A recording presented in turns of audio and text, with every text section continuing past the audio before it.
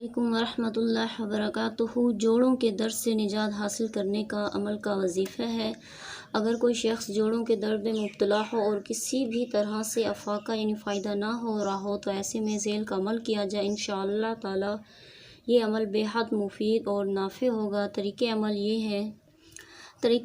ہے، اس مقصد کے لیے باوضو حالت میں زعفران و گلاب سے سفید کاغذ پر ذیل کا نقش بنائیں اور اس پر اسم الہی یا متکبر 662 ٹائمز 662 مرتبہ پڑھ کر دم کریں اور اس کے اول آخر درود پاک مندرجہ ذیل جو نیچے دیا گیا ہے 41 مرتبہ پڑھیں اور اول آخر اس درود پاک کو پڑھنا ہے اور اس کو خوشبو لگا کر موم جمع کر کے مریض کے گلے میں ڈال دیں۔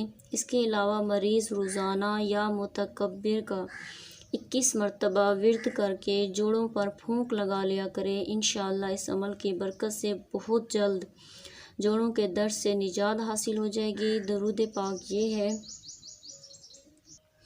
اللہم صلی وسلم وبارک علی روح سیدنا محمد فی الارواح وصلی وسلم علی قلب سیدنا محمد فی القلوب وصلی وسلم علی جسم محمد فی الاجساد وصلی وسلم علی قبر سیدنا محمد فی القبور۔